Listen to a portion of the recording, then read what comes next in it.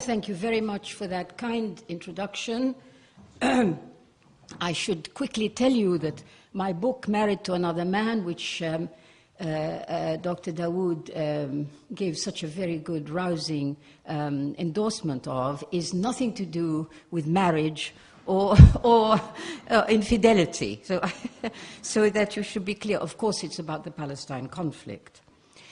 Now, first of all, my thanks to all of you who've come out, as Dr. Salman said, on a Saturday morning, and my thanks to the Palestine Return Center for having organized this meeting and all the activities that are going to follow this meeting.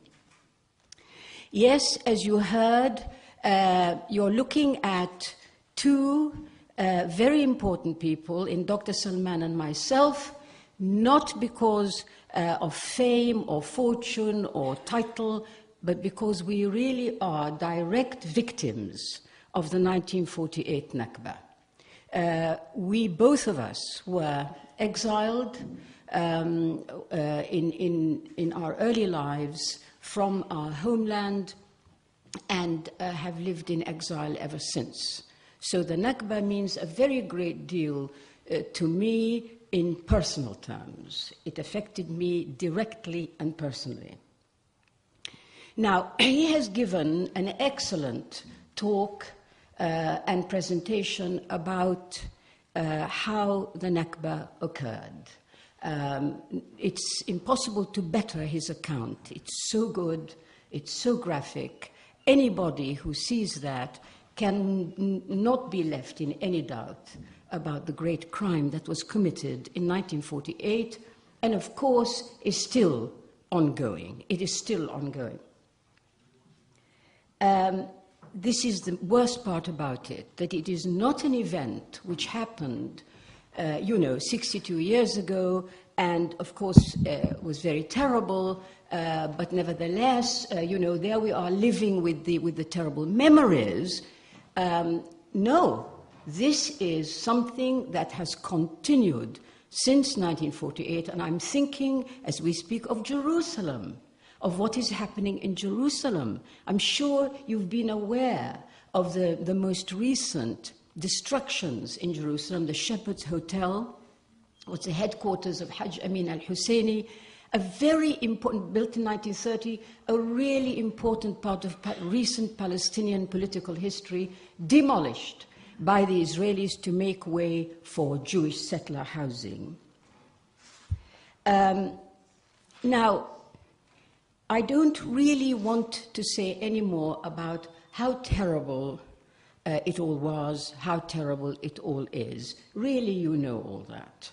And if I have one regret, I have to tell you, it's that there are not more people here.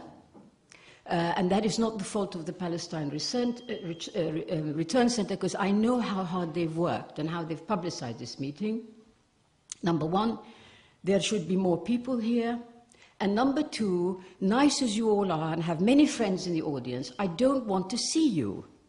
It's not you who should be listening to all this. It's people who don't know or do know and refuse to acknowledge what has been happening.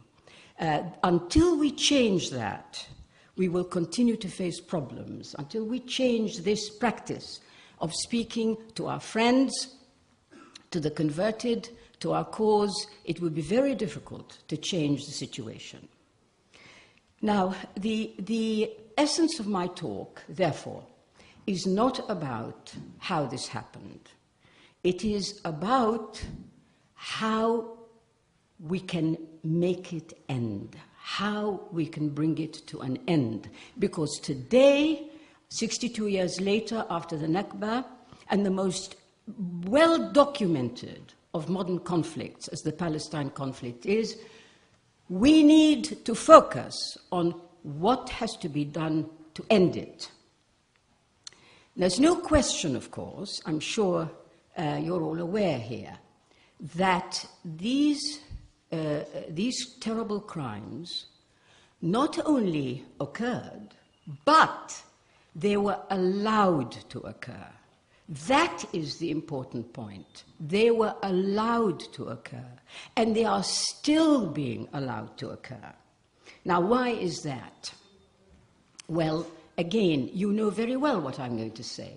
First of all, and at head of our list, is the Western complicity with these crimes. Israel, the Israeli project, the Zionist project, would never have succeeded if it had not been for Western complicity, direct help, direct aid. You know that as well as I do. That is the head of our list of how this was allowed to happen. Of course, we cannot also, we cannot ignore the role of Arab weakness in allowing this to happen.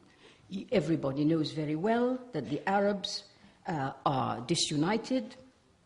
They don't actually have a unity of vision. I'm not talking about the Palestinians, I'm talking about the Arab world. No unity of vision, and no willingness or ability to extricate themselves from the Western patrons that many of our regimes enjoy.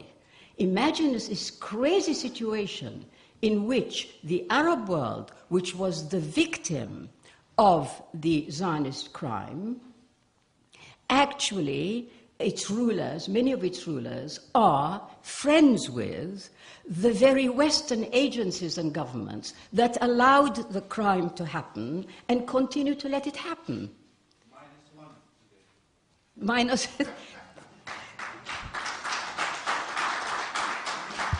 Exactly.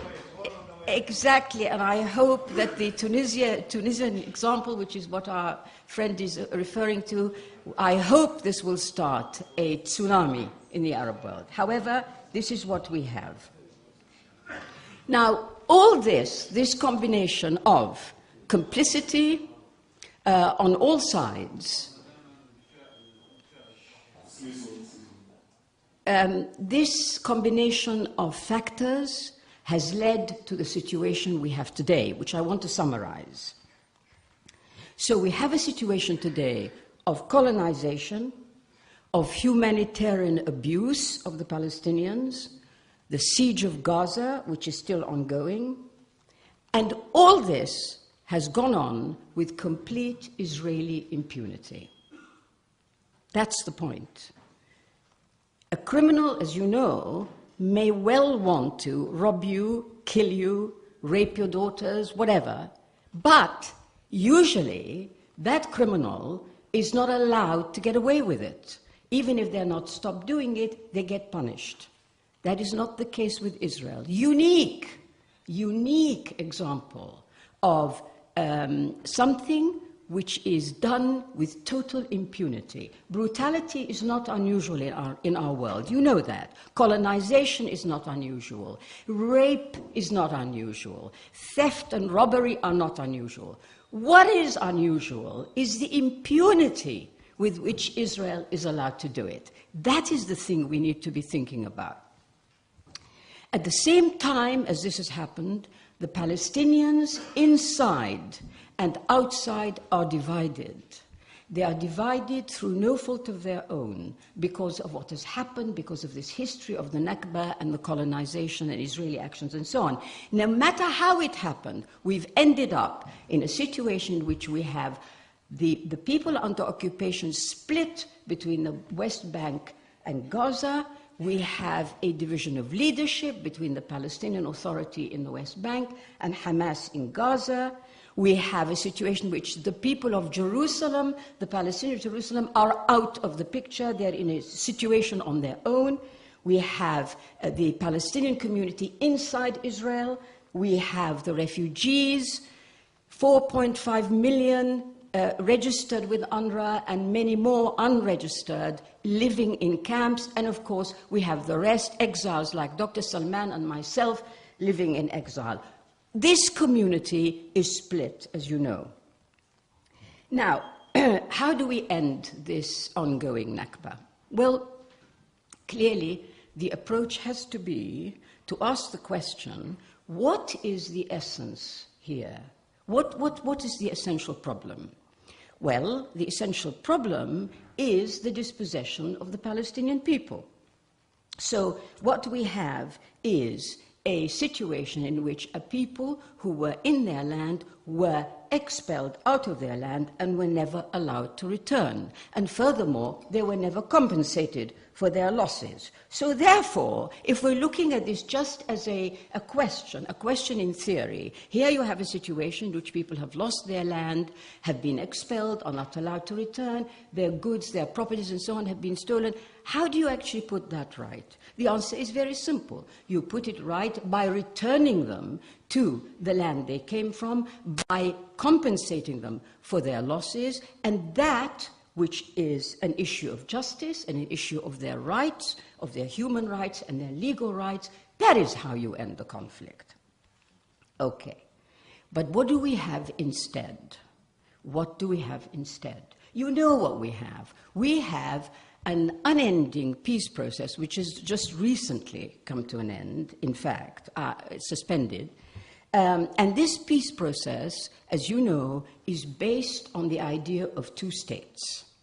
The peace process is based on the idea of partitioning Palestine into two parts. One is a Jewish state, the other is the Palestinian state idea. Well, the answer is, there are various answers, none of them that the refugees will return back to their original homes in Israel. So none of the formulae that are produced have anything to do with the Palestinian people returning to what is now Israel. There are various formulations that have been put forward, but in essence, there really is no solution for the refugees. Now, we now know, ever since, for those people who still believed in the two-state solution, if they needed convincing, you saw what happened in December.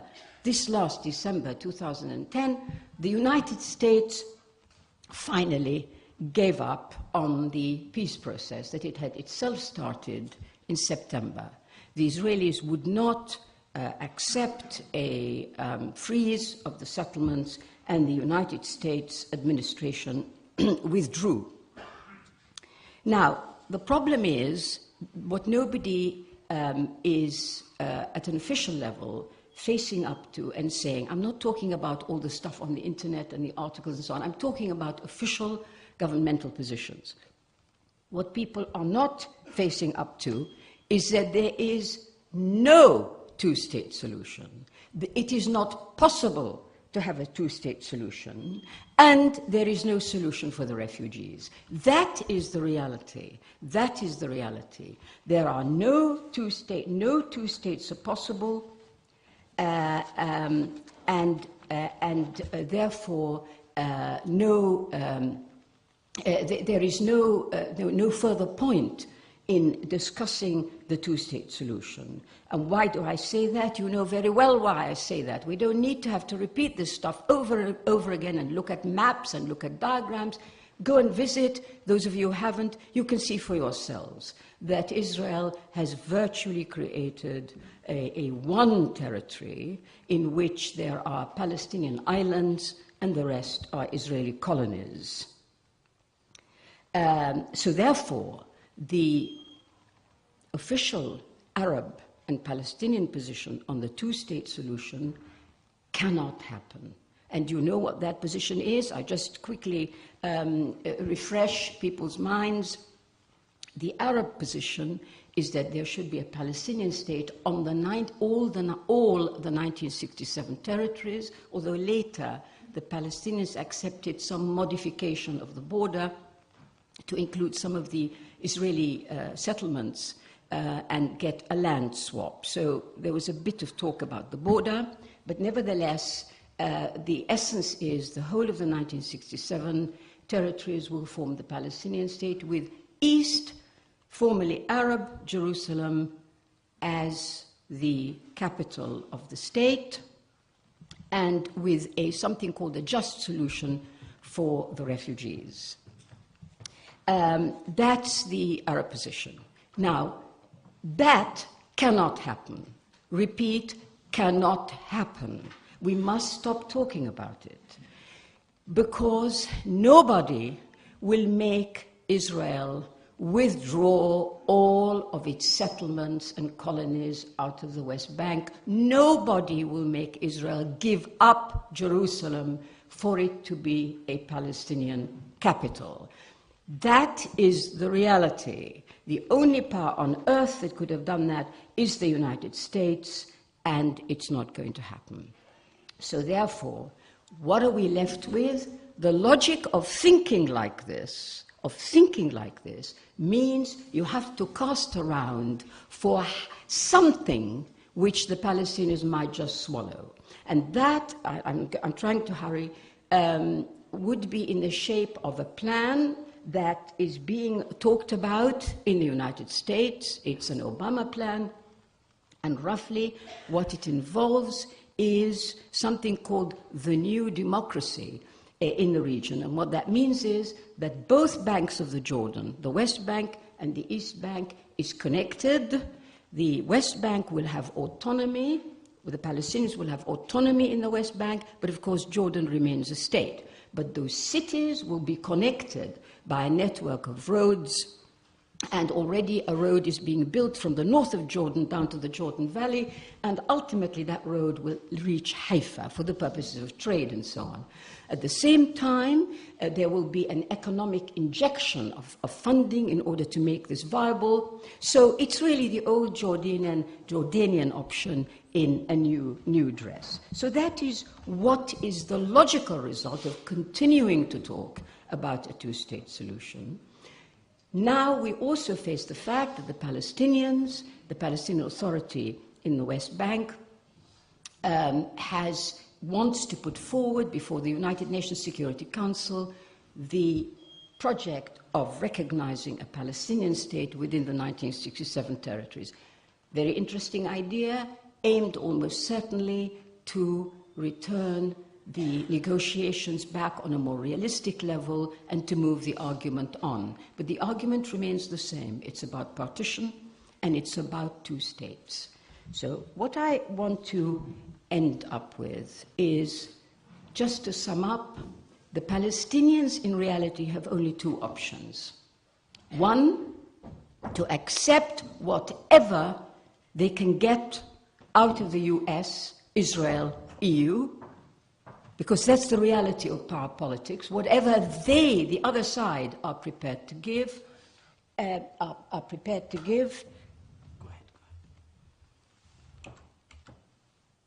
ahead. I can't even like this. Okay, that's fine. What's going on? Is this about, because I'm about to talk about something nobody likes? So basically, look, there are two options, aren't there? We must deal with the real world. I'm tired of this talk, which is always about how wonderful it would be when we all return. There's a real world. In the real world, the Palestinians have two options. One is to accept whatever is offered, because they don't have any power. And the United States and the European Union have decided they want Israel to remain no matter what. Okay, so that's the first option. And the only other option they have is to say, right, enough of this, let us go back to the roots of this conflict, which are not about bits of territory after 1967. The roots of this conflict are about the dispossession and the theft of a whole country, and the fact that the thief has been allowed to get away with it and is still thieving and stealing. That is the basis of the conflict, and the only way to reverse that is on the basis of rights and justice, that is a return of the refugees and the dispossessed and the exiles back to their homeland. If that were to happen, we know very well that that will be the end of a Jewish state in our region. It will